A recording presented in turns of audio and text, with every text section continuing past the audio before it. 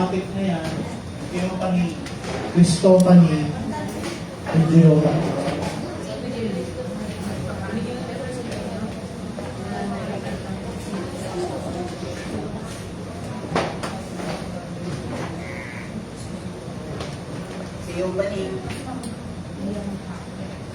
Theophany mali.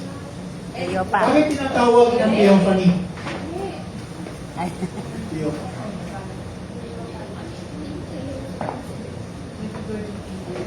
Bakit tinatawag God's Theo. Theophany? Means God. Theo. Bakit Means tinatawag God. na Theophany? Ang Theophany pwedeng sa tao, angel, or God's manifestation. things.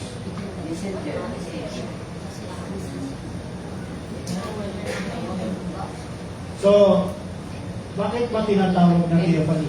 Sister Shep. Bakit pwede ang tao tawagin Theophany? Pwede ang anghel ay tawagin Theophany? Things, di ba? Sa panahon ni Moses, yung puno, tinawag na Theophany yun. Siguro kasi dahil nandun yung angel sa puno. So God's manifestation to. Ngayon, ang ibig sabihin ng Theophany is God manifested. Okay? So bakit nga yung Theophany, bakit tinatawag ng Theophany kung ito yung in-apply na tao sa anghel at sa iba pa? Kasi, Pwede kasi tayong gamitin ng Diyos. Ang Diyos pwedeng gumamit ng tao. tama. Kaya nga, anong ibig sabihin? Theo. Kasi yung Theo means God. God. Tapos yung Pali, tayo. Or tawag sa Tama. So, So, kung ang tao ay ginamit ng Diyos, at yung tao ay ginawang fani niya, anong tawag sa kanya?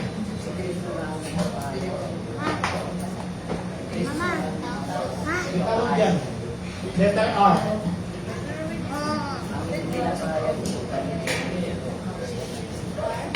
Sister,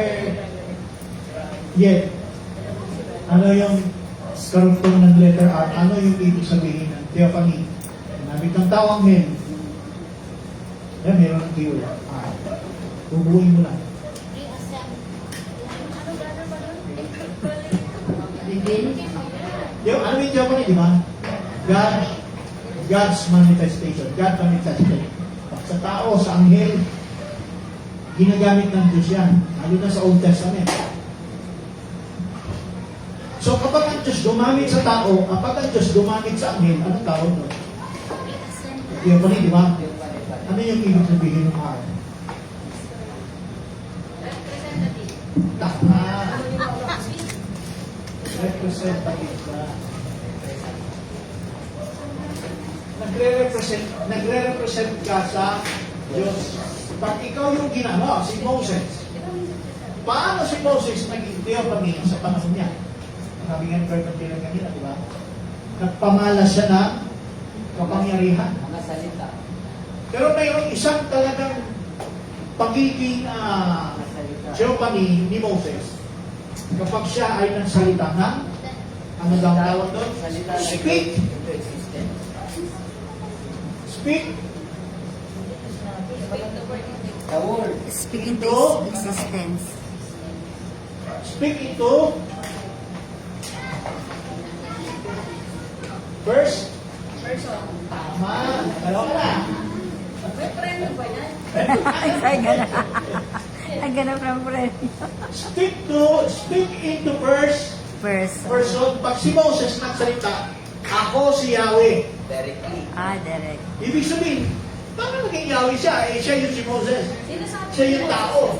Theophany. So, kapag siya ay nagsalita, Diyos. speak into first person, representative siya ng Diyos. Pansamantala lang. Wala Temporal. pang tao, angelic pa lang. Sino yung Theophany na una? Satan. Sino? Lucifer. Lucifer. Kala ko si Nasa kanyang kaliwa ng Lucifer. light bearer. Ibig sabihin ng Lucifer ay Light bearer. Yung pagiging light bearer niya ay Diyos. Hindi nga lang temporal. si Lucifer yung naranasan ni Lucifer, nagsasalita siya, speak into first person, parang siya yung Diyos. At nagagawa niya sa panahon ng angelic, course of angelic being, sumasamba talaga yung tatakot sa kanya.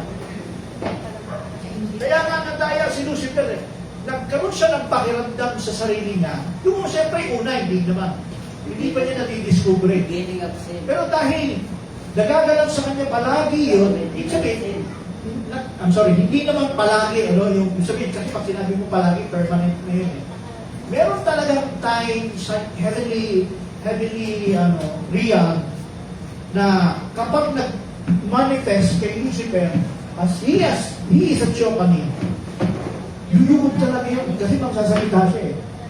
Magsasalita siya in behalf of God dahil representative siya ng Diyos. Sasamba sa kanya lahat. Ngayon, dahil nakikita niya, gano'n ang ginagawa sa kanya, na-lead siya sa sarili niya. Till. Yung word na till the iniquity from his Oo, yun. Na-discover niya sa sarili niya. Hindi na pala ako yun ah. Ang pakiramdam niya, yung ginagawa ng anghel, sa kanya na. Like Dati, alam niya na hindi siya yun, sa Diyos yun. Kasi nga, dapat representative lang siya. Dapat na nasa isip na representative lang siya.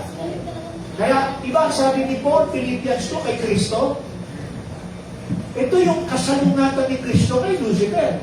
Kasi si Lucifer ay temporary theophany. Si Kristo naging permanent theophany. Paano siya naging permanent?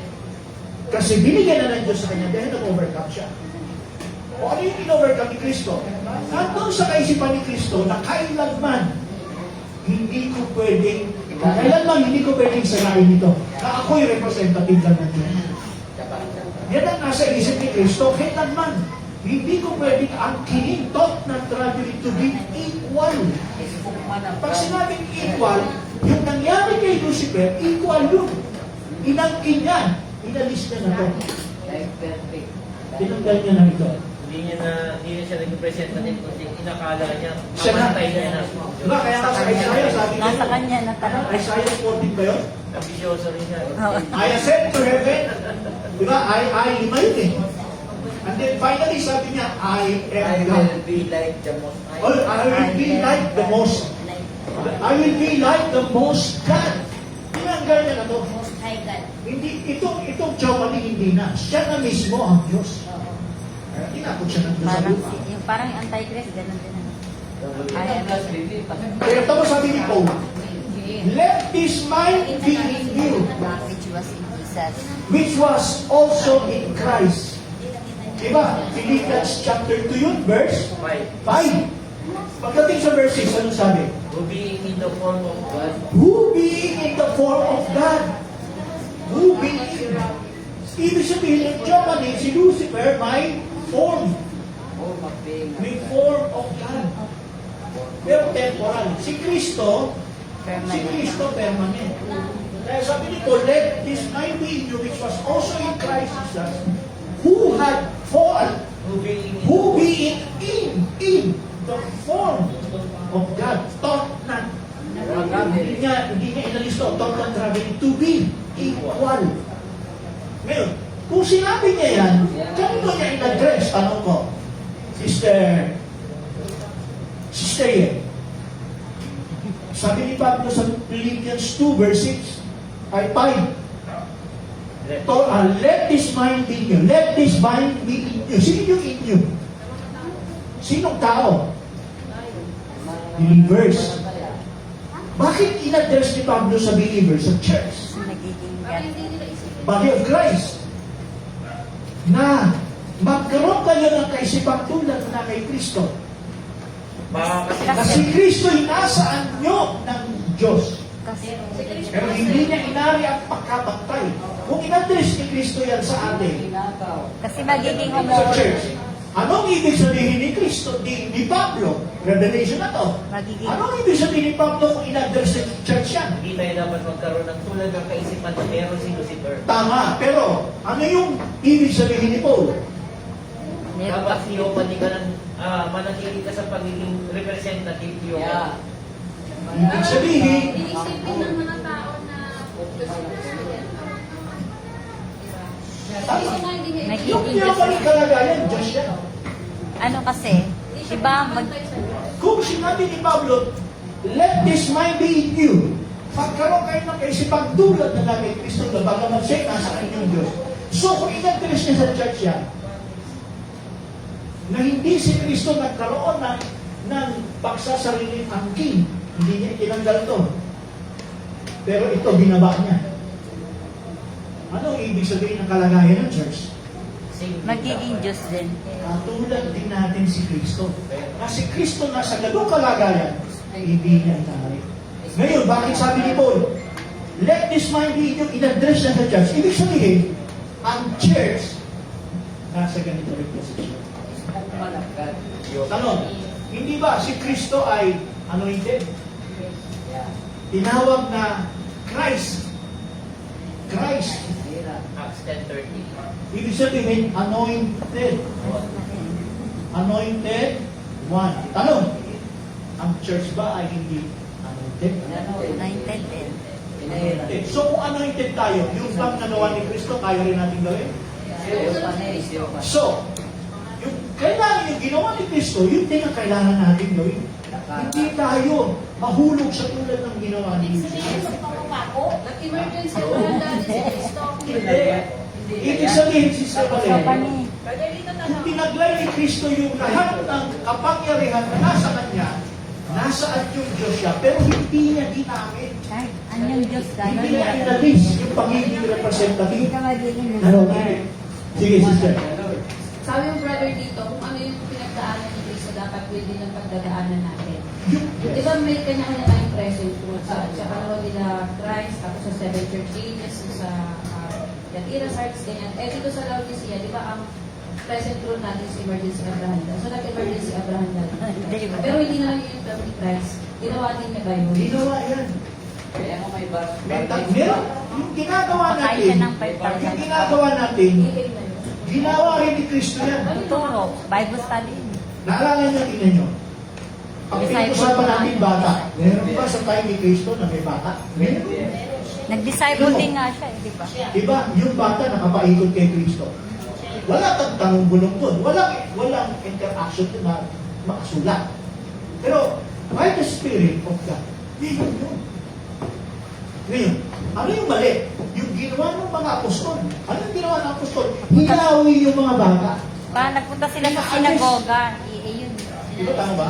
Pinaalis yung mga bata. Mga bata, hindi kayo nararapat dito. Sinaway ni Kristo. Sinaway yung mga apostol. Sinaway sila doon. Huwag mawala ng mga bata. Huwag niyo pagbawalan ng mga bata sapagkat sa pamamagitan nila ay, sa pamamagitan nila, sila yung pinagaharihan na Pinag-aaral. at kaharian. Sila yung malapit sa kaharian. Sapagkat ang katulad nila yung nasa kaharian nila. Yun ang kaharian namin. So, ibig sabihin, sincerely, wala na kasi tayong katulad ng ginagamit kasi nating word, kasi spoken word yan. Pero sa panahon nila, it's kind the same, kaya doon na tayo binabalik sa puso ng mga apostol ng panahon. Yung garment. Di ba nagpunta sila sa sinagoga? Nagparang set up That is din. my opinion, which was also in Christ. Ibig sabihin, full of God yan. Tayo ba, ang church ba, nasa anyo at larawan ng Diyos? Yes. Tingnan mo, ano sabi ni Kristo? Pag-alis ko, darating sa inyo ang Espiritu ng Pangako. That is the Holy Ghost. Sabi niya, pagdating niya, anong sabi ni Kristo, pag-alis ko, mas higit pa ang magagawa ninyo kaysa nagawa ko. Ang hindi lang natin pwede mahigitan kay Kristo, yung pinakusa sa krus, hindi natin yan. Walang ibang makakagawa to si Kristo lang. Pero, yung nagawa ni Kristo, ibang bagay, liban sa pagpapako sa krus, nagawa natin. Sabi nga, mas higit pa ang magagawa natin. Kasi bakit? Kasi si Kristo, bakit niya sinabi yun? Kasi ang ministry niya is 3 and a half. Tayo, 2,000. 20 years. Malayo. 15 years. Mas malaking panahon ang kinakain natin. Okay? Pastor, mayroon akong babasahin tungkol doon sa... Ito. Wala pa ako dito sa verse. First Peter 2, verse 22. Sabi dito. Naku, para sa ako dito. Ay, nabitin ko. Sabi dito, naku, Pastor, babasahin na natin mga. Sabi dito,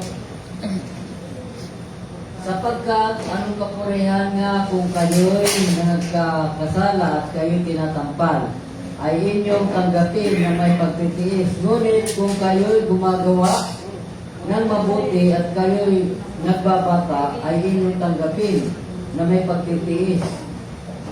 Ito'y kalugod-lugod sa Diyos, sapagkat sa ganitong bagay kayo'y tinawag sapagkat si Kristo man ay nagbata dahil sa inyo, na kayo'y iniwan ng halimbawa upang kayo'y magsisunod sa mga hakbang niya, na siya'y hindi nagkasala, kinasumpungan man ng daya ang kanyang bibig. Kung spook man tayo, mararanasan natin yung mga suffering. Di ba? Tama. Kaya lang, hindi kayo papako. Pero si Pedro pinako eh. Diba? Pwede rin natin maranasan yun. Naranasan kasi ng ibang apostol talaga, pinako talaga sila. Pero hindi pa rin natin mahihigitan yung nangyari kay Kristo doon sa paghihirap niya. Kung basa niya. Dito tayo sa Christophany. Kung yung Theophany, Diyos ang nire-represent. Christophany. Sister Ye. Kahit mali, okay lang. Pardon daw, pardon. Pag sinabing Christophany, ano yung sabihin? Ang represent. yang tama. Pag tinawag ng Christophany, tao man, anghel, ibig sabihin, si Kristo ang nire-represent. Okay, so, ano natin yan? Ngayon, last. Franciscan.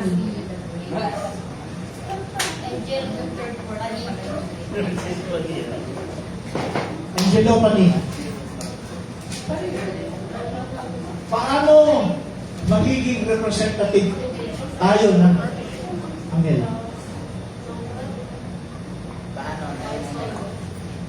Sagot si Brother Brother Bran ng example. Ha? Brother Bran ng example. Yung dalawa. Paano? Seventh angel ng Seventh Church. Represent ng angel. Ano ang application yan? Paano ang application na pag tinawag na Angelophany na nagre-represent sa anghel? Messenger pa sa lupa. Ito messenger ng angel. So, magre-represent ka ng angel. Magbigay ka ba ng magbigay ka ng medyo mas talagang kalapit-lapit yung sagot mo. Example ko lang si Brother Bran. Okay, si Brother Branham, magandang isang halimbawa. Si Brother Branham ay nagre-represent tama sa Angelophany as Angelophany. Diba, si Brother Branham, anghel sa lupa. Tama, diba? Messenger. Paano naging anghel si Brother Branham? Kasi yung messenger, angel. So, di ba, siya yung last messenger ng Laodicea. Pwede na rin. Tama. Okay din, so, pwede na rin. Sister Valen, paano naging representative si Brother Branham? Kasi, siya ang binigyan ng bawal sa ages. At saka siya din binigyan ng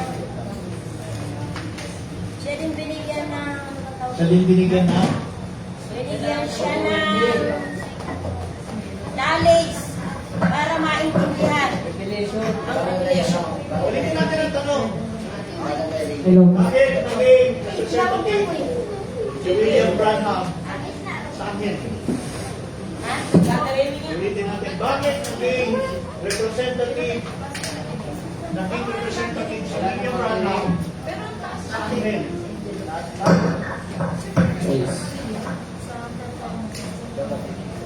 Bakit naging representative si William Branham sa akin na tinawag siyang Angelo Pani? Brother dito, 400. Ang message.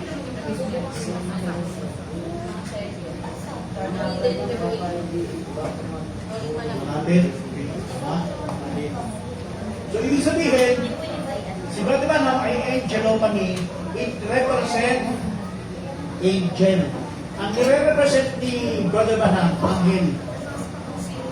Okay? Anghel ang nire-represent niya. Kasi, halimbawa, sa langit, heaven. Sa heaven, mayroong tinatawag na angelic being. Sila yung spiritual, angelic. Ang tawag nga sa kanila ay seven spirits. So itong seven spirits, bawat church, pinadala sila. Para kanino? Tama, para sa mga ang Star Messenger. Ano na natin, ano? Ayan, ha? Ayan.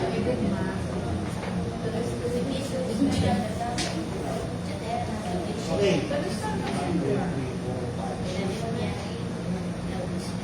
7 men.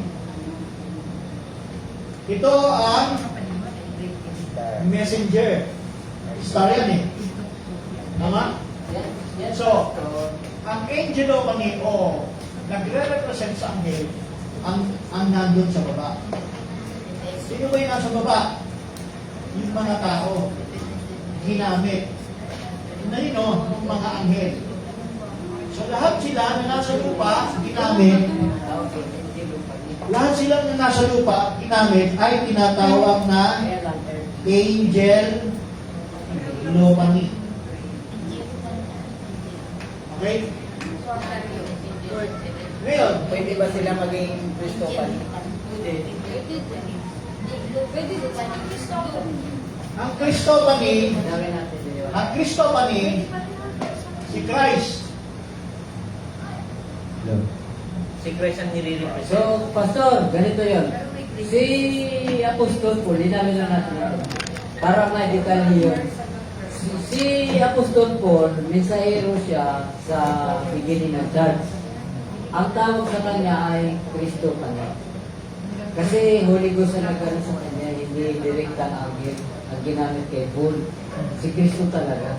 Kaya matatawag natin, siya yung Kristo kanya sa time nila. Pero, May tanong din ako, brother. pero may ginamit kay Pablo eh.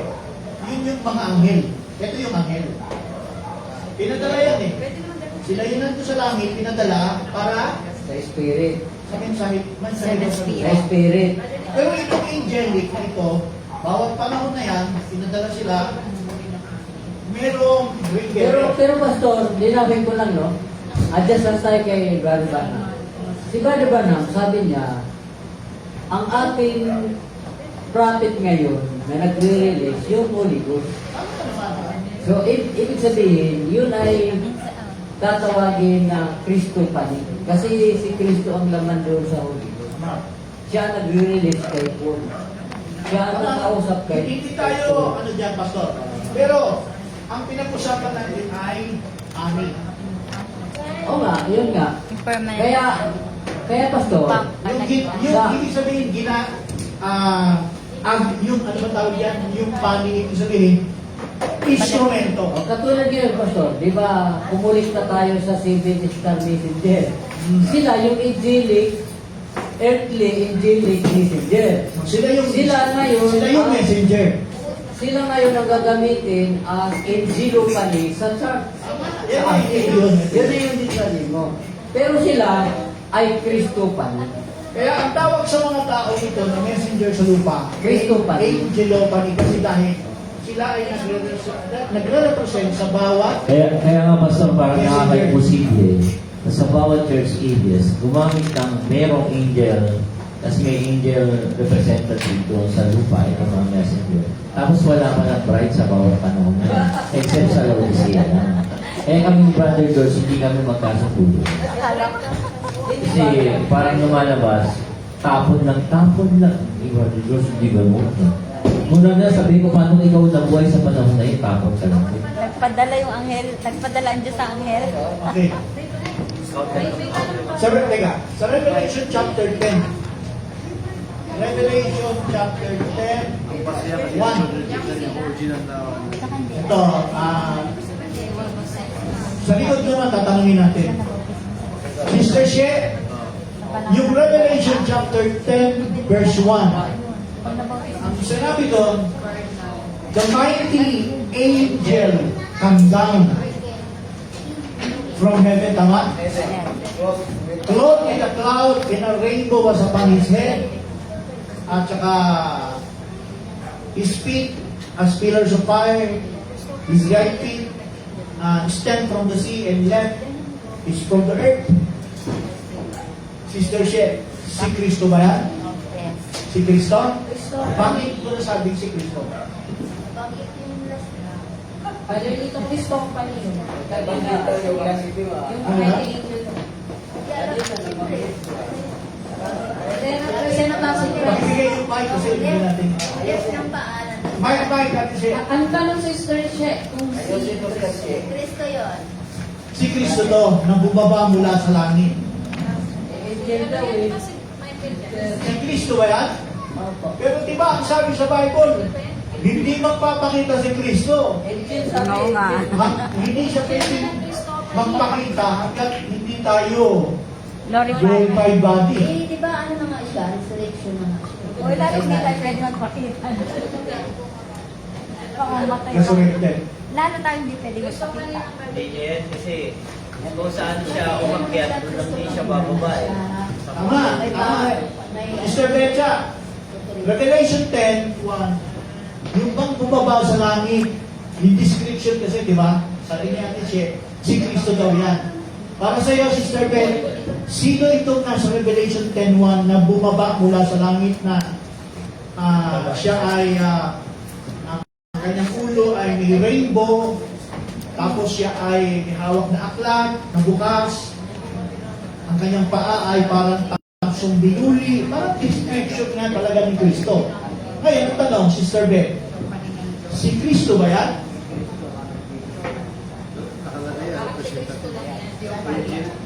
Siya pa dito? Siya pa ni, para sa'yo. Ito. Kristo pa ni. Taas kamay, sino ang Kristo pa ni? Paano Kristo pa rin? O sige, paano naging Kristo pa nito?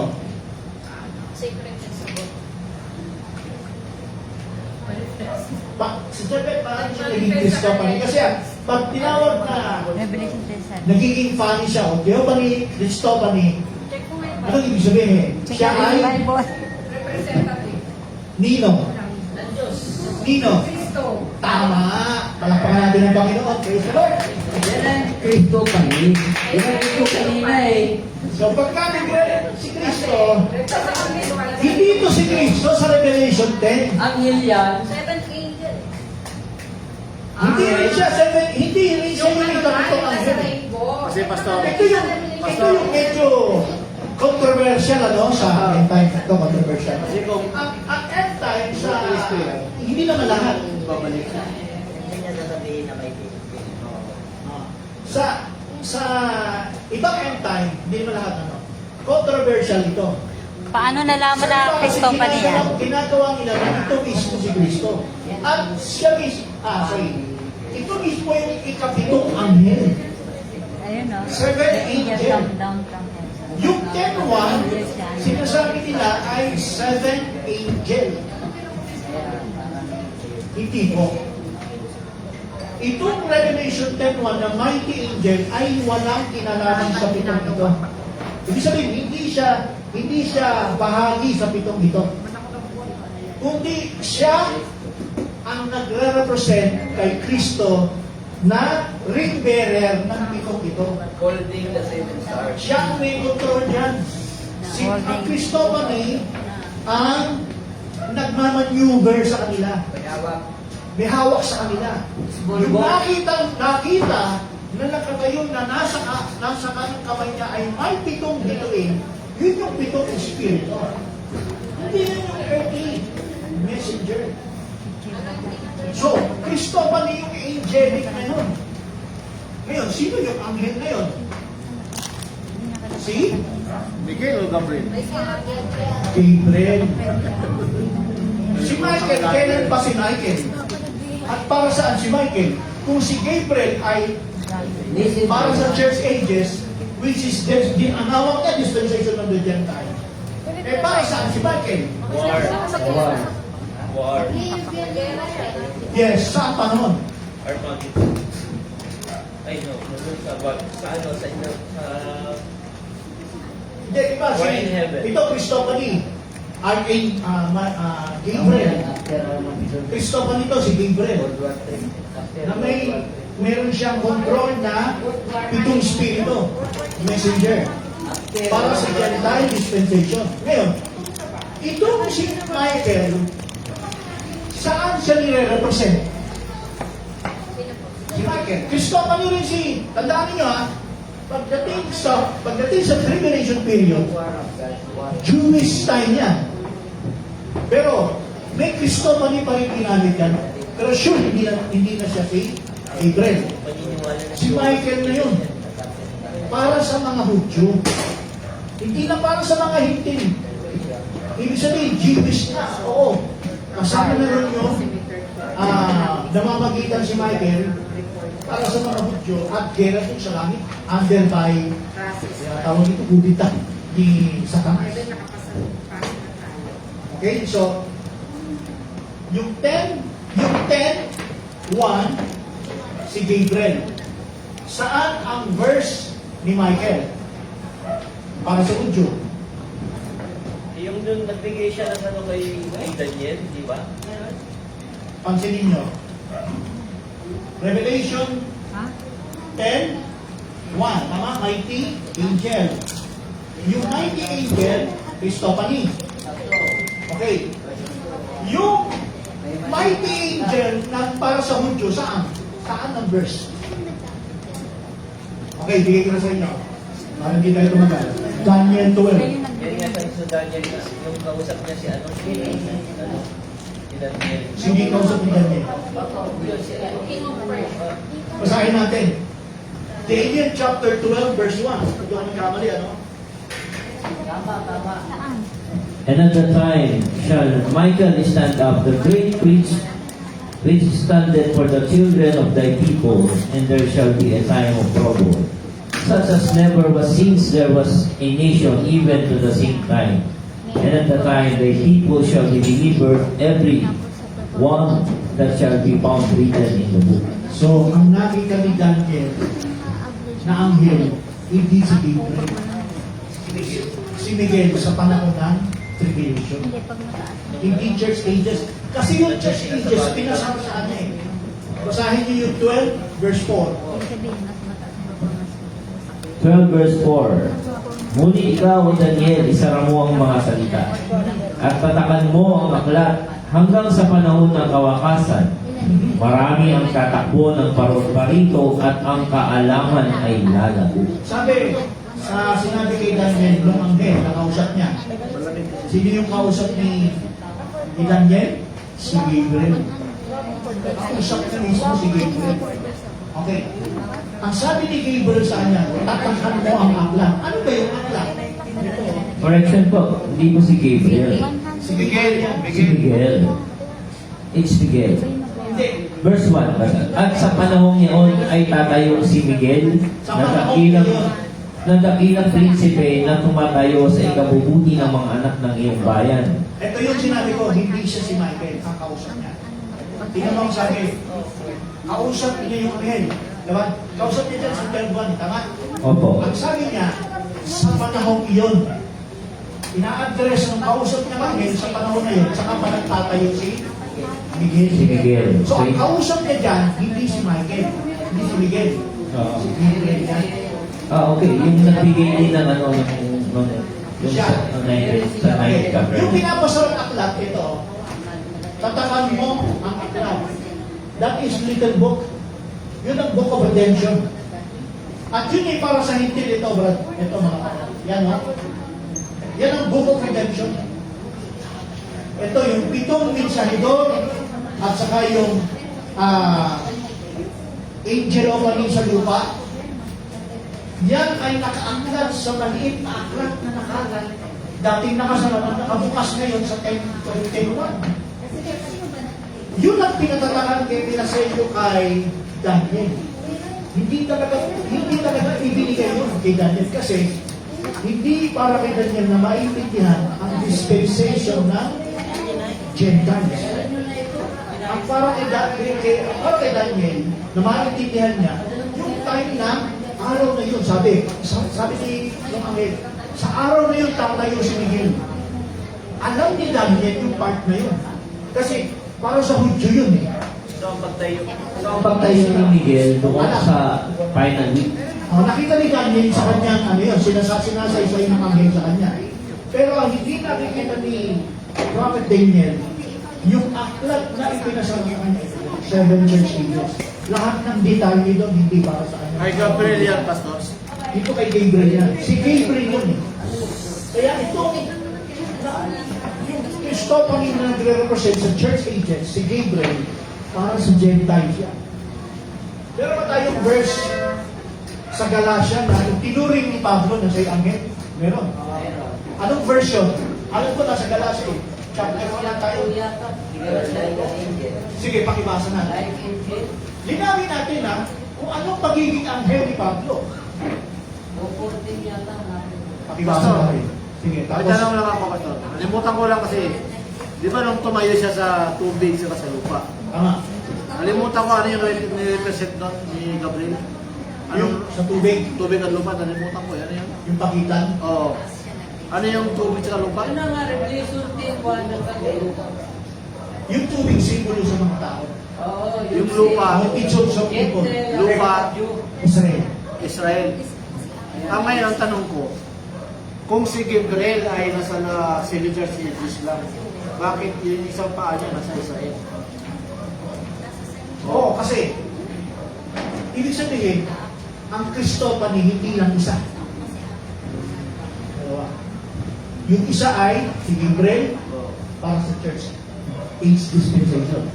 And another Christophany for the Jew, yun na si Michael. Yun ang isa. Ibig sabihin, yung nakita dyan sa Revelation 10:1, Galatians 4. dalawang angel yan. Galatians 4. Para magiging dalawa yan, Pastor. Angel ng Gabriel. Magkaiba sila ng Nagre-represent Christophany yun eh. Ay, ibig sabihin, dalawang paralism yan. Oo. Itong nakikita mo isang anghel, Oo. pero dalawa ang nire-represent niya. Isa para sa hintil at isa para sa Hudyo. Kaya natugtog sa tubig, Galatians sa dagat, at nakatungtong sa lupa. Okay. So, ano ba yung dagat? Multitudes, many nation yan. Hindi isang nation. Pag isang nation lupa, yan ang Israel. Yan ang Holy Land. Isang bansa lang yan. Ibig sabihin, tumutukoy yan sa dalawang kapanahunan. As in Church Ages Dispensation. Dalawang dispensation. Church Ages at saka Tribulation. Pagka Church Ages, si Gabriel yan. Ang Christophany si Gabriel. Pag time of Jewish time, ang Christophany si Michael. Hindi na yan si Gabriel. Okay. Kaya dalawa yun. So, nire-represent sa 10:1. Dalawa yan. Ano yung verse, Pastor? verse 2. Anong sabi? Pakibasa. 4:14. Or, 4:14. pakibasa. Tignan natin, silipin natin. Okay. Chapter 4, verse 14. At yaong sa inyo isang tukso sa aking laman ay hindi ninyo inalipusta, ni tinakwil man, kundi ako'y tinanggap ninyong tulad sa isang anghel ng Diyos. Tulad kay Kristo Jesus. Ako'y tinanggap ninyo tulad Sa isang anghel ng Diyos. isang anghel ng Diyos. Ibig sabihin, Si Pablo ay angelopathy.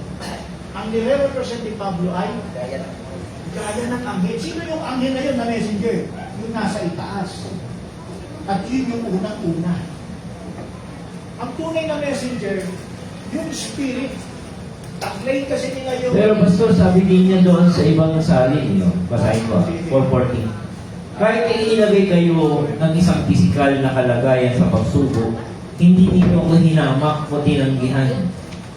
Sa halip, tinanggap ninyo ako tulad ng anghel ng Diyos na para bang ako mismo si Kristo Jesus. Tama. Tama naman So yun. parang dalawa din yung nirepresent niya. Kristo pa rin. Christophany and Angelophany. Even as Christ Jesus, sabi na sa Yes. Tulad ng isang anghel. Tayo ba, ang church ba, nagre-represent kay Kristo? Yes. Kaya nga ang sabi kanina ni Paul, let this mind be in you. Tayo rin nagre-represent. Sa pero pag pinag-uusapan natin kasi angelopathy, ang talagang original na messenger, yung nasa itaas. At itong nasa itaas, hawak pa ito nito. Ang tawag dito ay Christophany. Hindi na sa Revelation 10. Siya ang nagre-represent naman na kay Kristo. Siya ang instrumento ni Kristo. Siya ang pinagdadaanan. Si Kristo naman nasa langit. Ano sa isla? Ang nire-represent niya, Diyos. Theophany siya. Kaya ang sabi ni Kristo, di ba? Ang sabi ni Kristo, nasa langit siya. Sabi niya sa mga pariseyo, sabi sa iyo, anong verse ko? Ayon sa ito. Asan na yung sabi? Luke chapter, ano ba yun? I am the, sabi niya, di ba? I am the seed of Abraham. Ano ba yun? Yung kanina pinag-usapan natin, verse ano yun? Nalimutan ko lang. Luke 22. Hindi, Luke 22, sorry. Ano sa isla? 6 na. Yung sabi ng mga pastor, sabi ni Kristo, kung kayo ay binhi ni Abraham, John 8. John 8, tama, John 8, 37. John 8, 37, tama. Hanggang 40. Hanggang 47 yan. Pag pinasa niyo yung John 8:37, ang pinag-uusapan doon, sabi ni Kristo, kung kayo'y binhi ni Abraham, dapat pakikinggan ninyo ang sinasabi ko. Yan. Sabi niya ni Kristo. Ano sabi niya? Dahil ang sinasabi ko, pakinggan niyo ha, dahil ang sinasabi ko'y nagbuhat sa aking sarili. Ano yung ibig sabihin na Ate She? Pag sinabi ni Kristo, ang aking sinasabi ay nagbuhat. Anong tawag sa kanya? Anong tawag sa kanya? Theophany. Si Kristo kahit na nasa heavenly realm, dumadaan pa rin sa kalagayang Theophany, papunta sa Christophany. So, pagdating naman sa Christophany, bababa siya sa 7 anghel. At pati sa 7 anghel, bababa pa siya sa mga 7 mensahidor. Ganun. Ang tinatawag niya down nine. Pastor, linawin ko lang. Si Brother Branham, hindi nag-mention ng mga pangalan ng mga angelic heavenly sa mensahidor. Hindi. Wala naman talagang mga earthly messenger na nag-mention ng pangalan tungkol doon sa mga angelic being na mensahidor. Hindi, Pastor. Pero meron, si Michael, si Gabriel, at saka si Hindi, Pastor. May mention ba ni Prophet, ni Brother William Branham? Bakit may specific bang pangalan yung 7? Heavenly angel, Seven spirits na yun? Wala. Wala. Yung earthly lang. Ang sabi ni Brother Branham dito sa pitong ito, ang tawag niya dyan ay anghel na 7 virtue. Tawag ni Brother Branham dyan, these 7 spirits are the 7 virtues of God. Bakit? Kasi taglay nila yung attributes ng Diyos dyan.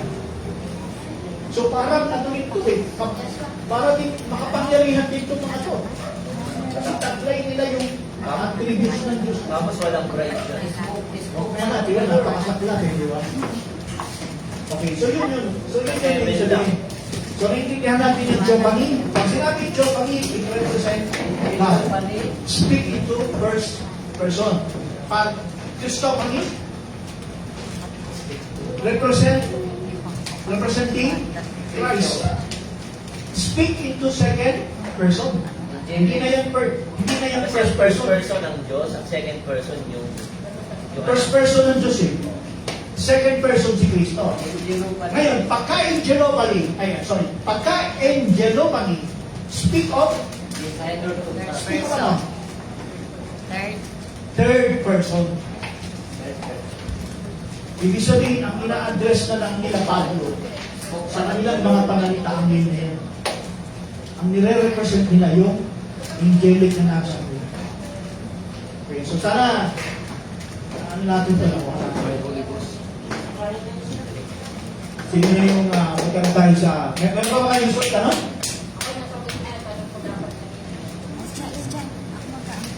Okay, so Chronicles tayo. Sino yung naganda ng